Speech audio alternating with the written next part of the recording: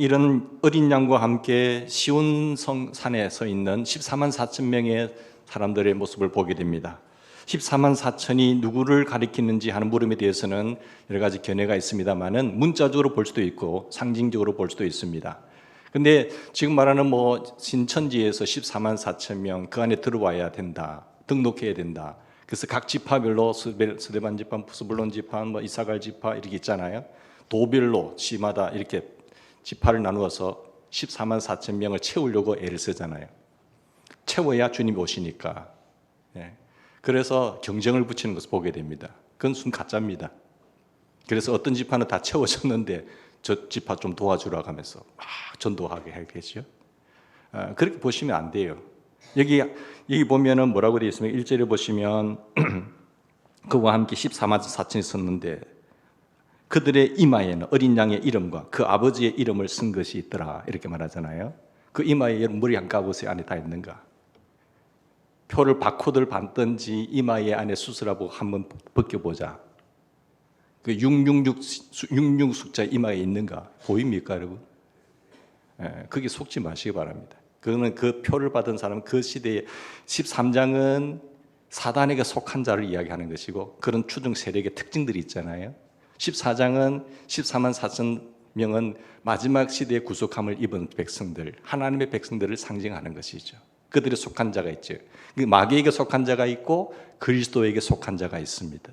그걸 13장과 14장은 구분하고 있거든요.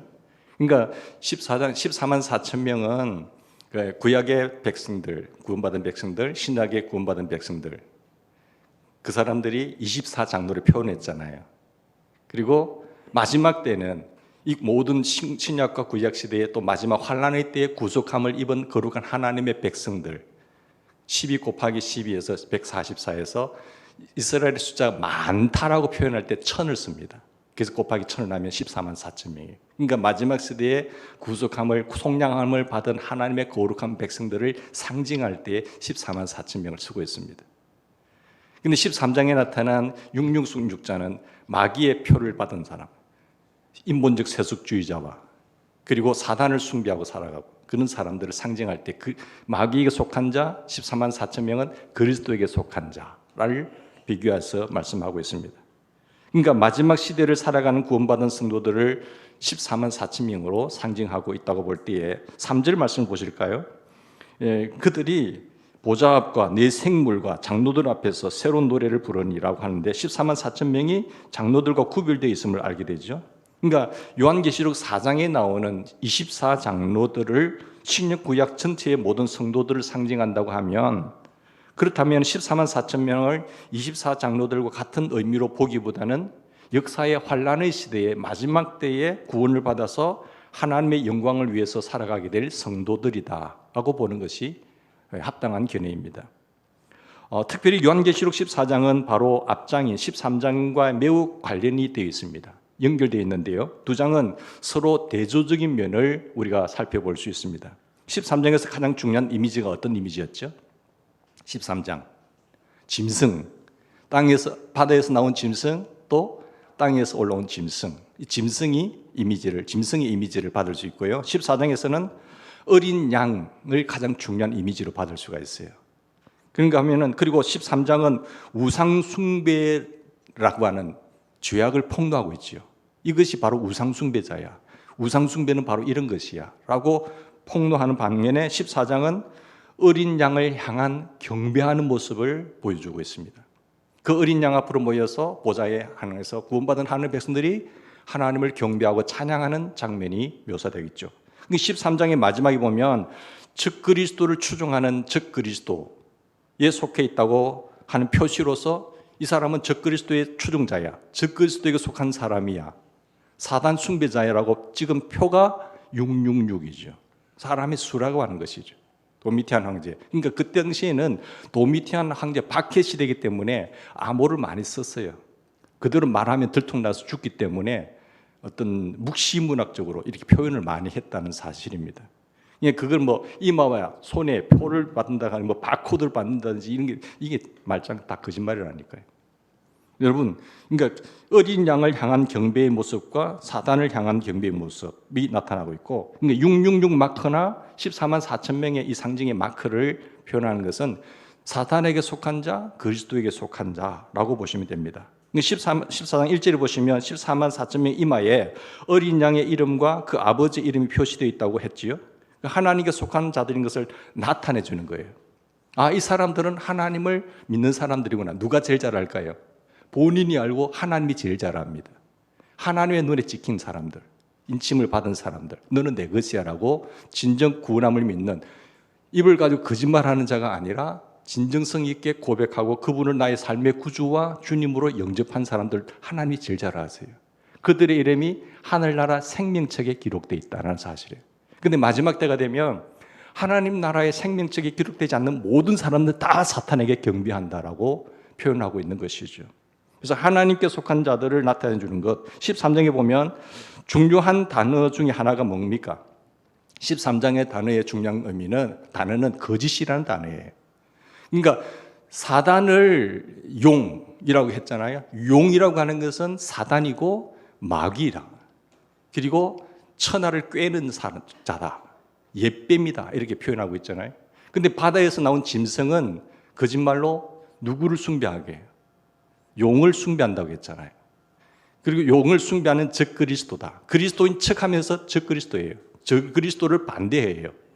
그게 바다에서 나온 짐승이고, 땅에서 나온 짐승은 거짓 선지자로서 이 첫 번째 짐승을 섬기게 하죠. 적그리스도를 따르게 하는 존재, 선동하는 존재, 그게 바로 바다에서 나온 짐승이다라고 이야기를 하고 있는 겁니다.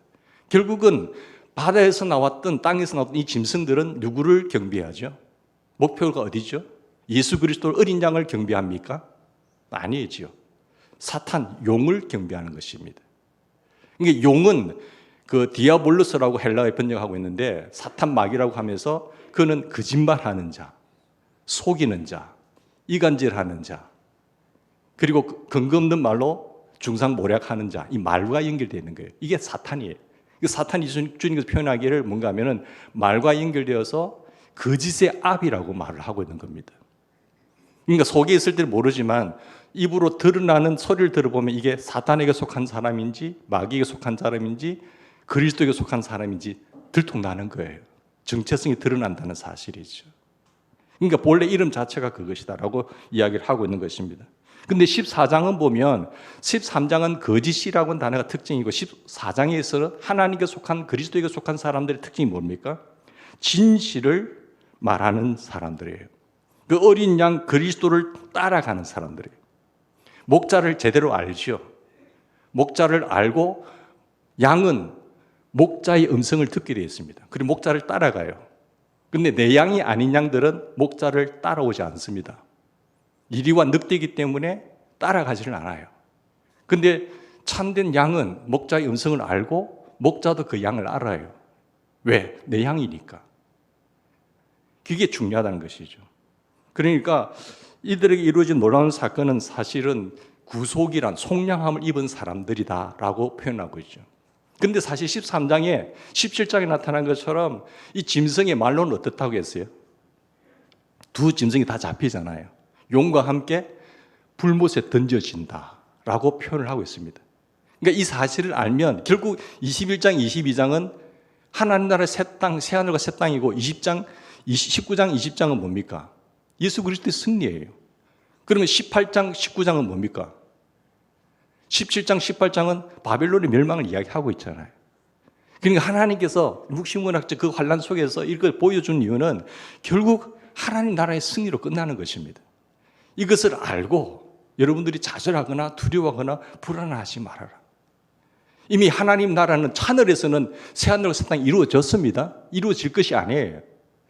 그런데 우리가 그 땅에서는 지금 전쟁이 있다는 것이죠. 하나님이 이 용들을 잡을 것이고 죽일 것이고 잠시 풀려나게 하지만 하나님께서는 마지막 묶을 것이다. 바벨론을 멸망을 선언하고 있는 겁니다.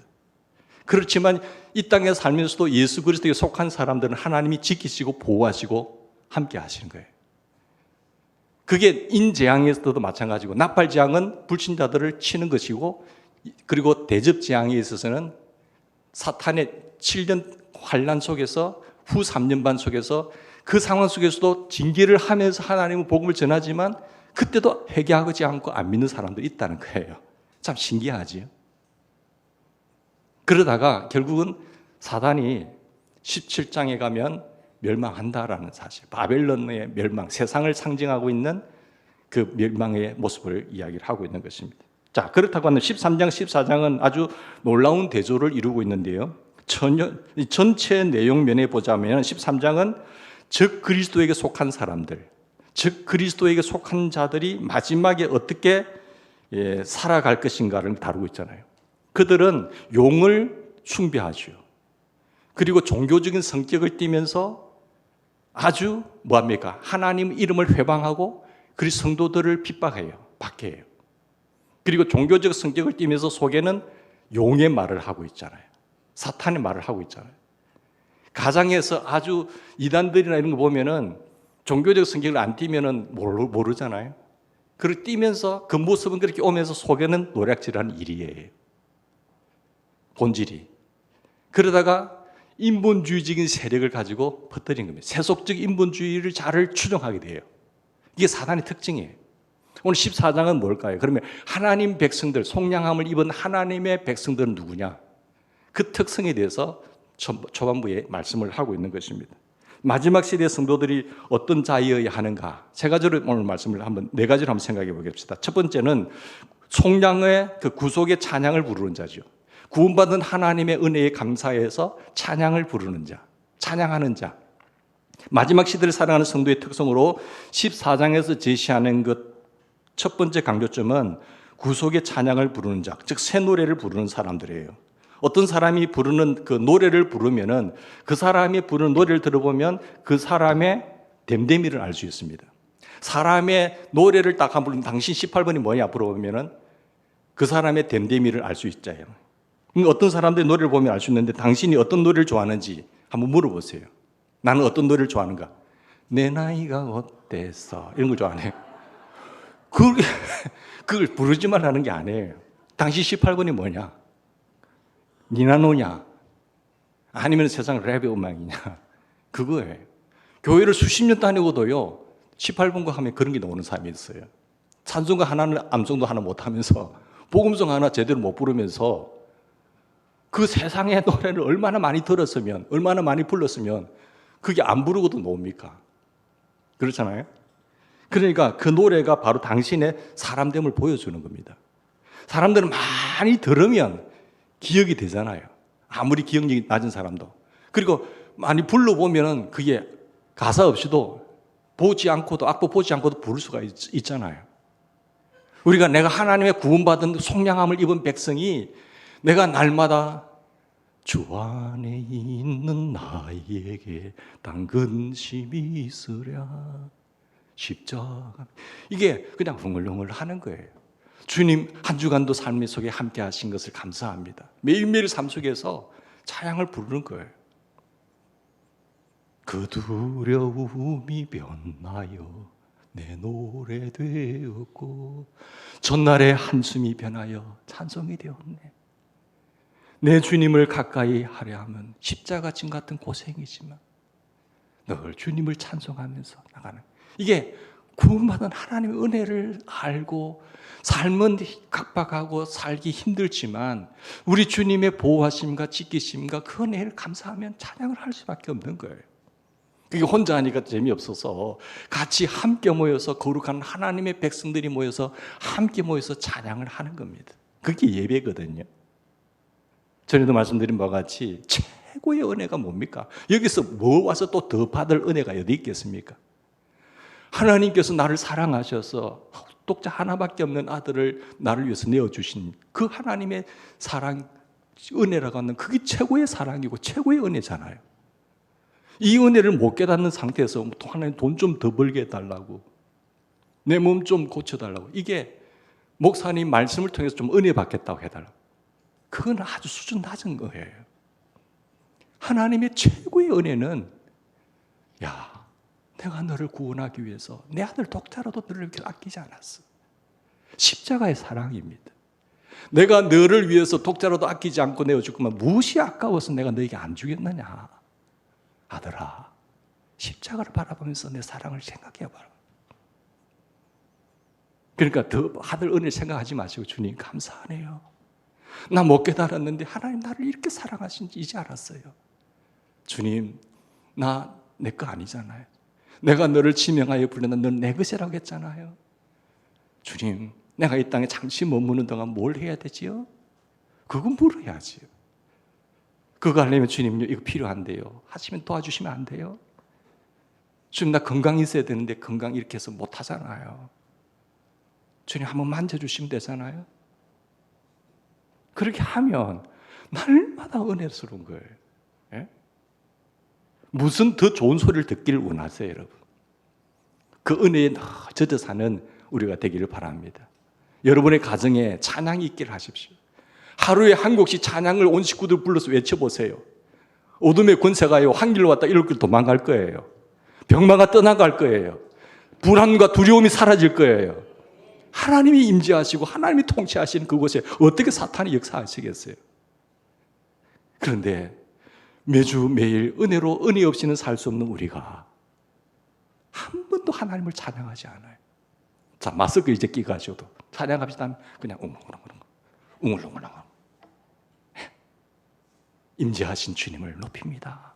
제가 곡조를 좋게 아름답게 목소리를 하셔서 하라는 건 아니잖아요. 요즘 옛날 어르신들 보면 그 곡조가 똑같아도 그냥 찬양하는 거예요.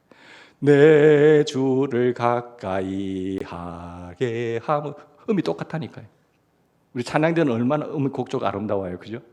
이건 특별한 분들이고 내게 주신 삶으로 고백을 하는 것이 찬양인 것입니다. 여러분, 우리 아이들이요, 어떤 음악을 좋아하는 것이 그들의 인격 형성에 아주 큰 영향을 끼칩니다. 태교 때부터요, 좋은 음악, 찬양을 많이 듣게 하면 어릴 때부터 애들이 영성이 달라져요. 형성이 달라집니다. 아기를 가지고 나서 태교 음악이 세상 노래, 이런 니나노 부르고 세상적인 좋아하는 음악 들어보세요. 참 별나게 태어나게 형성될 거예요. 기도하고 하나님 찬송 듣고 찬양하면서 만들어진 이 아이, 어렸을 때도 마찬가지죠. 주일학교 가서 하나님 찬양하고 높이고 하는 그 외침, 그가 모르게 그 인격과 아름다운 모습이 형성이 되는 겁니다. 우리가 교회에 수십 년 다니면서 하는 게 뭡니까?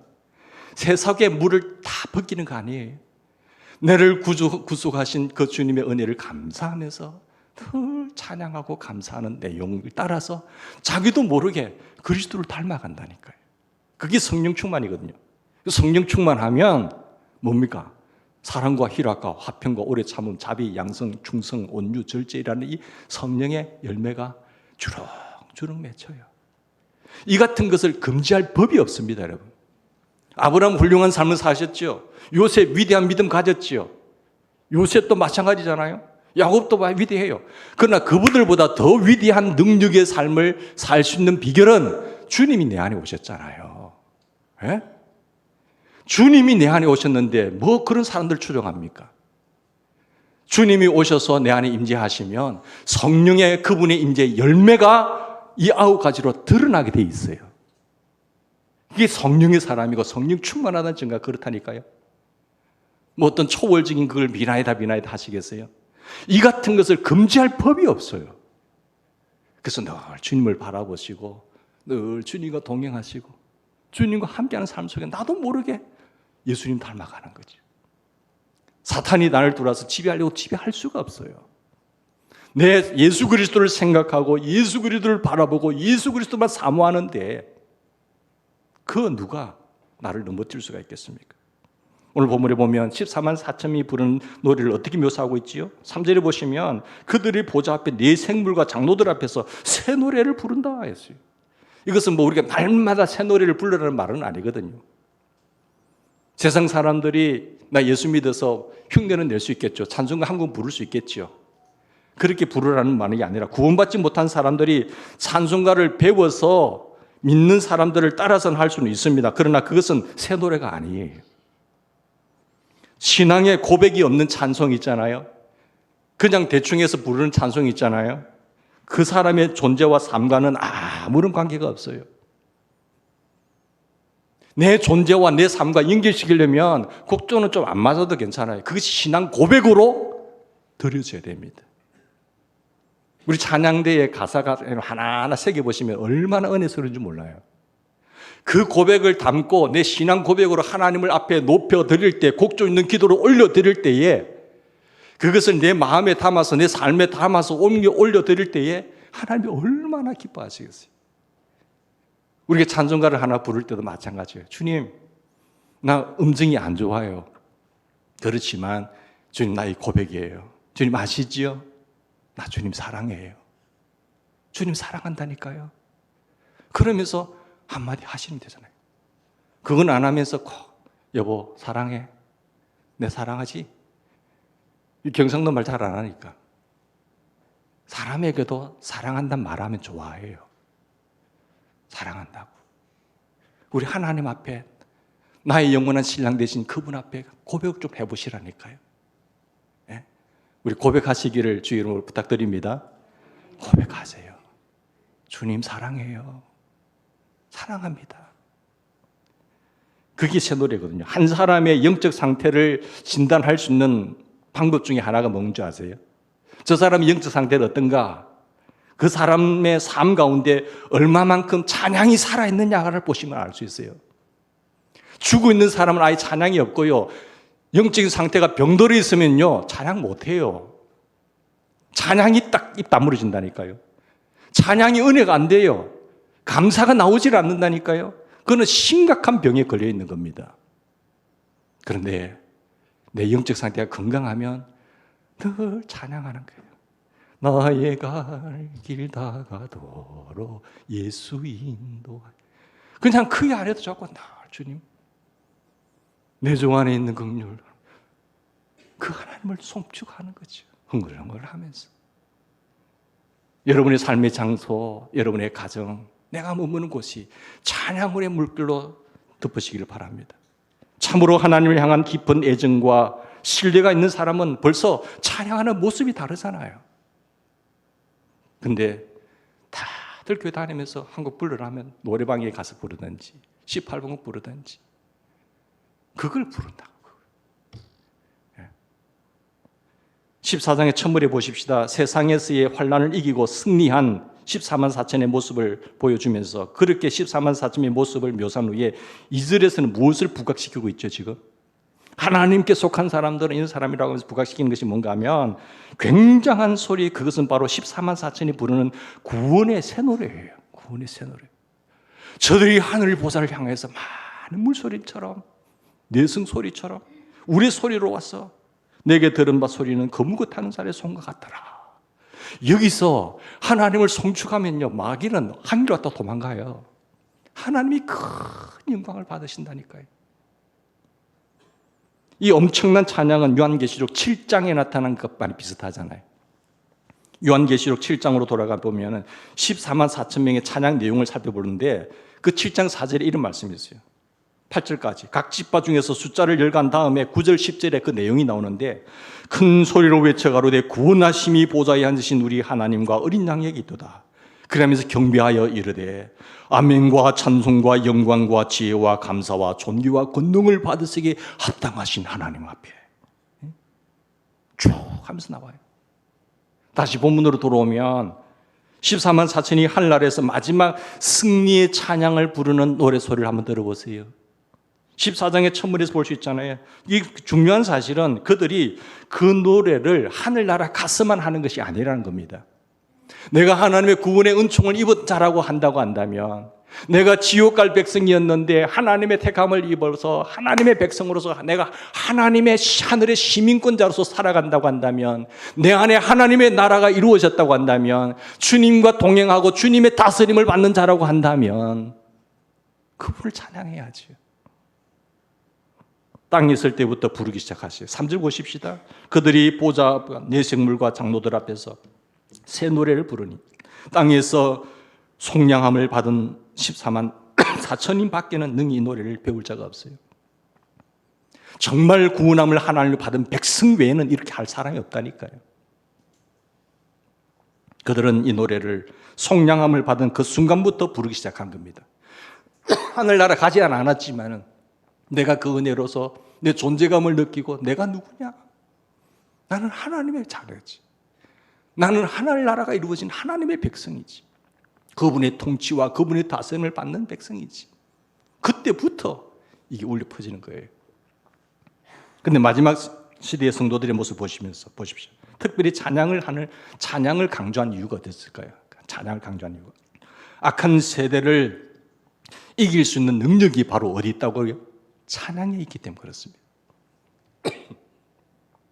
기도를 많이 하는 사람들은 좀 욕심이죠. 우리의 바람이 너무 많기 때문에.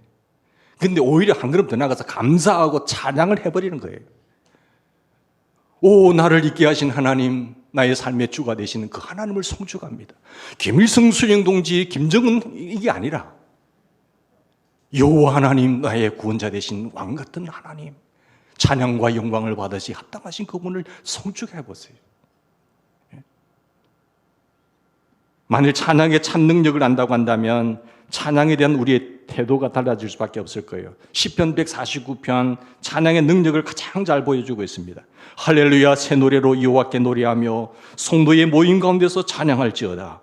이스라엘은 자기를 지으신 이로 말미암아 즐거워하며 시온의 주인들은 그들의 왕으로 말미암아 즐거워할지어다. 춤추며 그의 이름을 찬양하며 소고와 수금으로 찬양할지어다. 여호와께서는 자기 백성을 기뻐하시며 겸손한 자를 구원으로 아름답게 하심이로다. 이것으로 뭡니까? 찬양으로, 이것으로 7절에 찬양으로 문나라를 보수하시며 민족들을 벌하시며 그들의 왕들은 사슬로 그들의 귀인은 철고랑으로 결박하고 기록한 판결대로 그들에게 시행할지로다. 그들을 묶고 찬양하고 결박하고 부수는 것은 뭡니까? 찬양의 능력이에요. 그 순간 사단은 묶이게 돼 있고 하나님이 판결하기 시작하시고 하나님께서 그들을 사슬로 철고랑으로 결박한다는 겁니다. 왜 움직일까요? 배후의 조종의 악한 세력들이 역사하지만 그것을 묶을 수 있는 강력한 힘은 오히려 찬양을 해버리는 거죠. 거짓말하고 속이고 이간질시키고 참소하고 그건 사탄의 특징을 할 때야 찬양으로서 결박을 해버리란 거예요. 나는 그걸 같이 하지 않아. 도리어 우리 하나님, 모든 우주 만물의 창조주가 되시고 말씀으로 만물을 붙들고 계신 그 살아계신 하나님께 감사하며 찬양으로 영광을 돌려버리라니까요. 찬양으로 대적을 길박하여서 승리를 얻을 수 있고요. 찬양으로 자유를 가져올 수 있다고 말씀을 하고 있습니다. 그때 제가 한 30년 전에 송명희 자매가 저희 재단에 와서 간증했잖아요. 그때 지금도 기억나는 거예요. 그 내성 마음이 자라서 허물허물 하는데 마지막에 그분이 결론적으로 하시더라고요. 여러분, 호흡이 없는 분, 호흡을 못하는 분 계세요. 그래서 말도 잘못. 호흡을 못. 이거 말하는데 한 30초 넘게 걸리더라고요.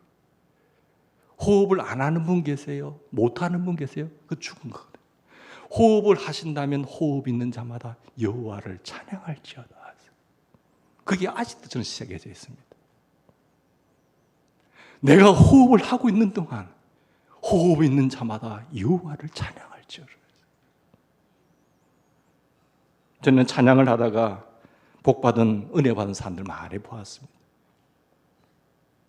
그 찬양하는 자체가 은혜예요. 하나님께 세우실 때 감사하면서 서시길 바랍니다. 다 복을 받게 돼 있어요. 찬양을 통해서 치유가 일어나고요. 암도 나는 걸 봤다니까요. 기도원 갔어. 기도원 갔던 것도 아니고 의사가 놀라가지고 이상한 거예요. 하나님 볼 때는 감기나 암이나 똑같죠. 우리가 볼 때는 암은 못 고치는 병이고 감기는 고칠 수 있지만 하나님 볼 때는 감기나 암이나 똑같잖아요. 전능하신 분인데 하나님이 딱 마음먹으면 못하실 일이 없으세요. 어떤 사람은 찬송을 부르다가 치유되는 것이죠. 찬송하다가 그 속에서 자기가 갑자기 자유함을 얻는 것이죠. 어떤 사람은 우울증으로 고민하다가 그냥 회복되는 거예요. 나는 우물쭈 고민하고 뭉쳐있고 갇혀있고 말하고 그냥 폭발이 터져버린 거죠. 내 속에 견고한 어둠의 권세가 자리 잡고 있다고 한다면 찬양을 통해서 괴롭히세요.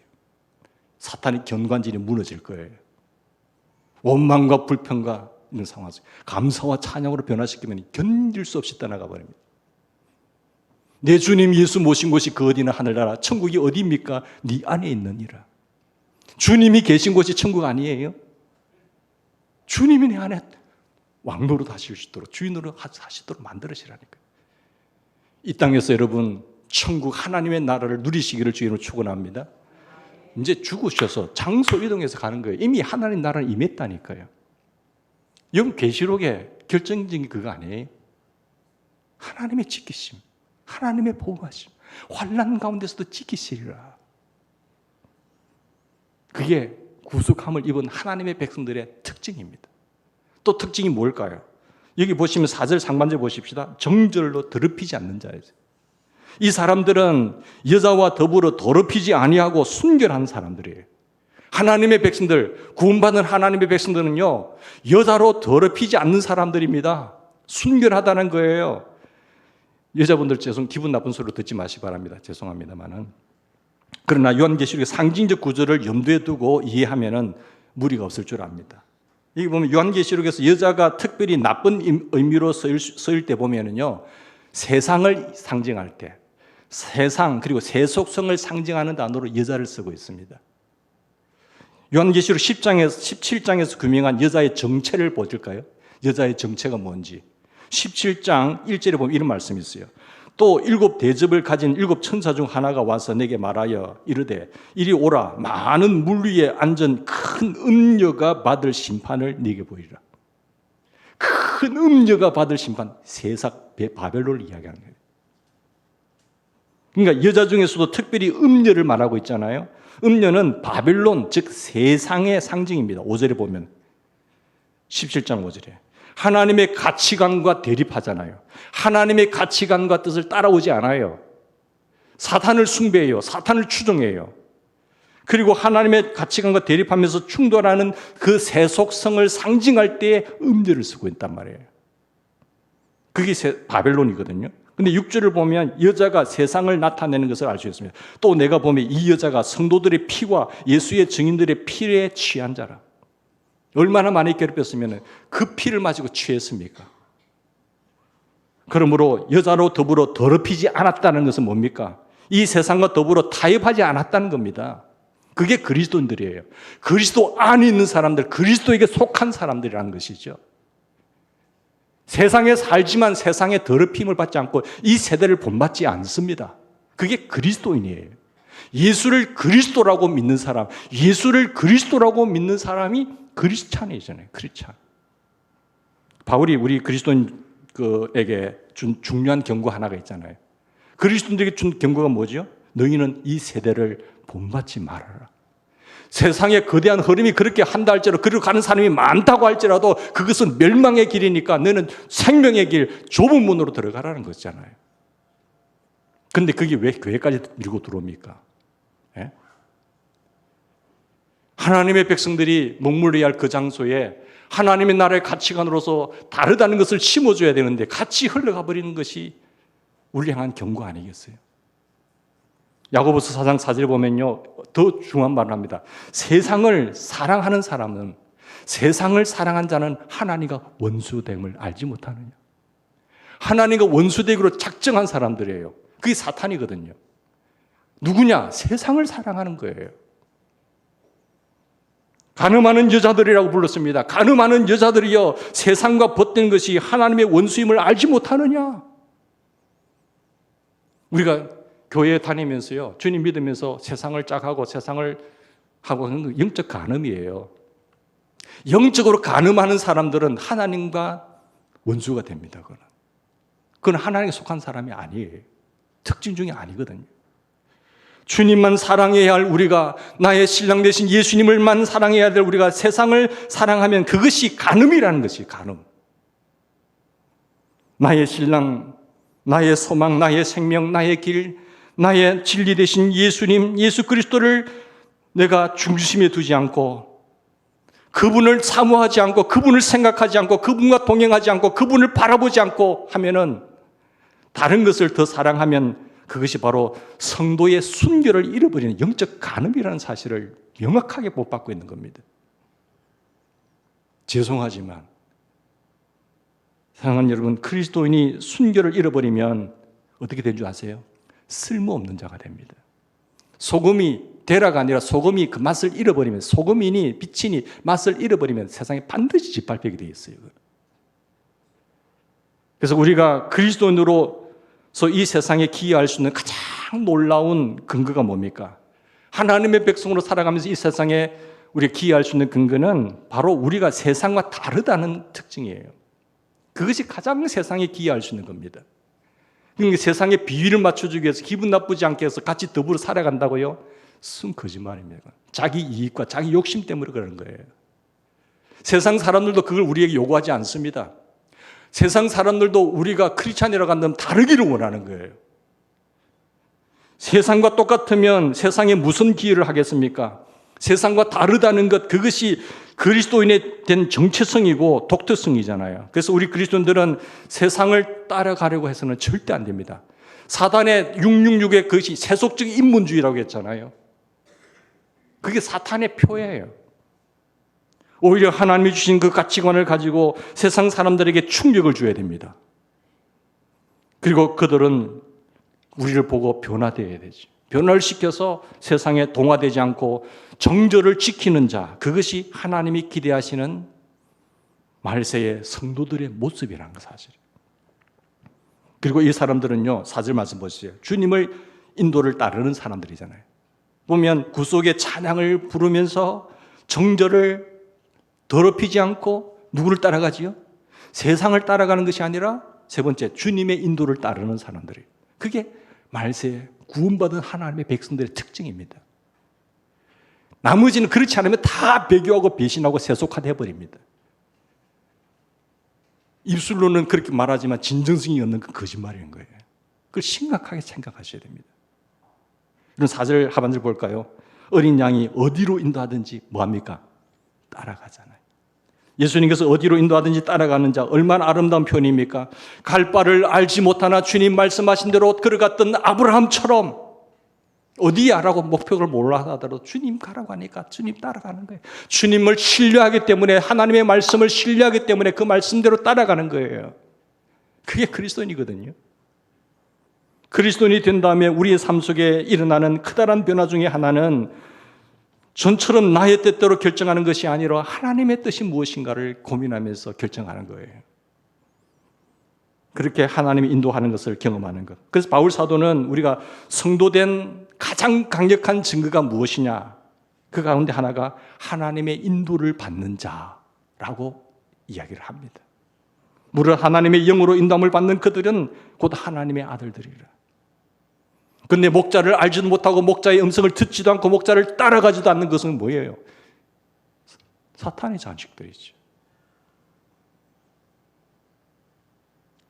하나님의 인도가 항상 명백한 것은 아닙니다. 그러나 적어도 내가 그리스도인이라고 한다면 내 삶 속에서 하나님의 인도라고 하는 것이 가장 중요한 삶의 특성으로 보셔야 되는 거예요. 그런 사람이 성도라는 거예요. 성도. 하나님 앞에 엎드리면서 고민하면서 말씀을 뒤적이면서 세상이 악해집니다. 그리고 미래가 불명해질수록 하나님의 인도는 얼마나 소중합니까? 성도란 하나님의 인도를 따라가는 자다. 왜 성도는 하나님의 인도를 따라가지요? 하나님의 백성이니까요. 하나님의 백성이니까 하나님을 따라가는 것이 당연하잖아요.